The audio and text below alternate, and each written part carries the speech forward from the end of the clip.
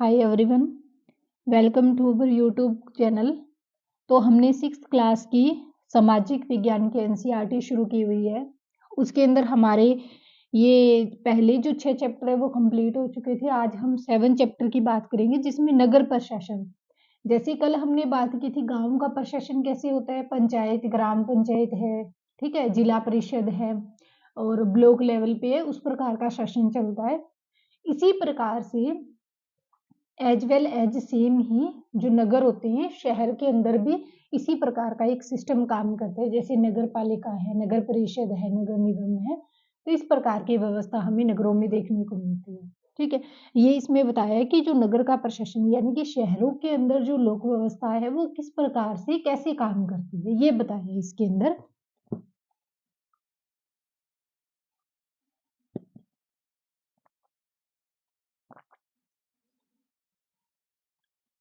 तो ये शुरू के अंदर एक शंकर, जहांगीर और रिहाना की कहानी दे रखी है। ये कहानी कोई इंपॉर्टेंट नहीं है, इस कहानी के अंदर पढ़ने वाली कोई चीजें नहीं है। हाँ, यहां से देखो, नगर परिषद एवं प्रशासनिक कर्मचारी। ठीक है, यहां से हमारा टॉपिक शुरू होता है कि नगर परिषद और प्रशासनिक कर्मचारी क्या है। तो यहां से हमने देखना है शहर को किस में बांटा जाता है, अलग अलग वार्ड के अंदर बांटा जाता है। हर वार्ड का एक पार्षद होता है जिसका चुनाव होता है। नगर निगम के कुछ निर्णय ऐसे होते हैं जो सारे शहर को प्रभावित करते हैं। ऐसे जटिल निर्णय पार्षदों के समूह के द्वारा लिए जाते हैं। कुछ पार्षद मिलकर समितियां बनाते हैं जो भिन्न भिन्न मुद्दों पर विचार विमर्श करके निर्णय लेती है। जैसे उदाहरण के लिए किस प्रकार का डिसीजन लेती है पार्षद या उनकी पार्षद से बनी हुई जो समितियां कमेटी होती है। एक बस स्टैंड को बेहतर बनाना है या किसी भीड़ भाड़ वाले बाजार का कचरा ज्यादा नियमित रूप से साफ करना है या फिर शहर के मुख्य नाले की सफाई होनी है।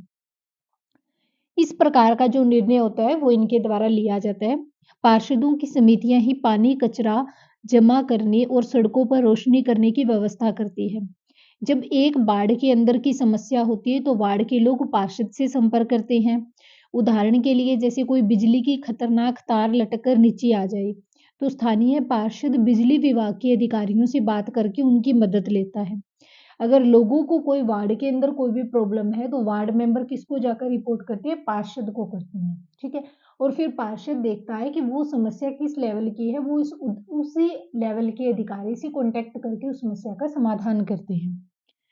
जहां पार्षदों की समितियां एवं पार्षद भिन्न भिन्न मुद्दों पर निर्णय लेने का काम करते हैं, वही उन्हें लागू करने का काम आयुक्त यानी कि कमिश्नर, जो कि एक आईएएस रैंक का अधिकारी होता है, वो ही इनको क्या है इम्प्लीमेंट करता है। डिसीजन लेता कौन है, पार्षद लेता है। उसको इम्प्लीमेंटेशन करने का काम या इम्प्लीमेंट कौन करवाता है, तो ये प्रशासनिक अधिकारी करवाते हैं। जबकि जो पार्षद होता है वो निर्वाचित होता है, यानी कि ये जो अधिकारी होते हैं ये तो अपनी बाई पोस्टिंग होती है इनकी तो, लेकिन जो पार्षद होता है वो लोगों के द्वारा चुनावों से जीता हुआ व्यक्ति होता है।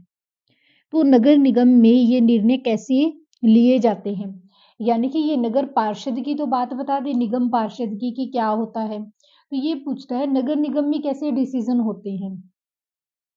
ठीक है, अगर हम बात करते हैं यहाँ पर, हाँ ये है, इसमें देखो क्या बताया है कि बच्चों के सवाल से खुश होकर यहाँ पर ये स्टोरी दे रखी है कि इसके अंदर क्या होता है। ये तो एक स्टोरी है, इसके अंदर तो यूं ही बता रखा है। दरअसल क्या है, यहाँ से देखो, शहर में काम को अलग अलग विभागों में बांट दिया जाता है। जैसे कि जल विभाग है, कचरा विभाग है, उद्यानों की देखभाल का विभाग, सड़क व्यवस्था का विभाग इत्यादि। नगर निगम की सफाई करवानी है तो वो उससे रिलेटेड विभाग होते हैं, उसी के लेखा विभाग में हिसाब किताब का काम करती है वो। ठीक है, या कि अगर किसी भी प्रकार का कोई काम है तो वो उस विभाग से रिलेटेड अगर कोई भी क्या है मतलब ऑफिस बनाया गया है, उसी ऑफिस में उसका निपटान किया जाता है। सफाई करवाना है तो वो सफाई से रिलेटेड आप किसी विभाग में जाइए, वहां पर उसका निपटान होगा उस समस्या का। अब ये देख लो, यहाँ पर ये इंपॉर्टेंट है, और इसके अंदर ये जो है ना ये वाली ये सारी स्टोरी दे रखी है, ये यास्मीन और शंकर की, ये पढ़ने की कोई जरूरत नहीं है, बढ़कर टाइम वेस्ट ना करो आप अपना। ये यहाँ से 2-3 लाइनें इम्पोर्टेंट है जो मैंने बता दी आपको। ये देखो, नगर निगम को पैसा कहाँ से मिलता है? इतने सारे काम करने के लिए बहुत सारा पैसा चाहिए। नगर निगम की यह राशि अलग-अलग तरीकों से इकट्ठा करती है। इस राशि का बड़ा भाग लोगों के द्वारा दिए गए टैक्स से आता है। कर वह राशि है जो लोग सरकार के द्वारा उपलब्ध करवाई गई सुविधाओं के लिए सरकार को देते हैं। जिन लोगों को अपने घर होते हैं, उन्हें संपत्ति कर देना होता है और साथ ही पानी और अन्य सुविधाओं के लिए भी वे कर देते हैं। जितना बड़ा घर उतना ज़्यादा कर। निगम के पास में जितना पैसा आता है, उसमें संपत्ति कर से केवल 25 से 30% पैसा ही आता है। शिक्षा पर भी कर लगता है। अगर आप किसी दुकान या फिर होटल के मालिक हैं, तो उस पर भी कर देना पड़ता है। अगली बार जब आप सिनेमा देखने जाएँगे तो टिकट पर ध्यान से देखिएगा कि हमें उसके ऊपर क्या है, मनोरंजन टैक्स भी देना होता है। इसी तरह अमीर लोग संपत्ति कर देते हैं, वहीं पर जनसंख्या का एक बड़ा हिस्सा सामान्य तरह के अधिक कर देता है। यानी कि जो अमीर लोग होते हैं वो क्या है, इनकम के ऊपर टैक्स देते हैं, लेकिन जो हमारी जो फैमिलीज़ होती हैं, सिंपल फैमिलीज़ होती हैं, वो क्या देती हैं, जो मतलब बेसिक जो चीज़ें होती हैं उनके ऊपर टैक्स देती हैं हम।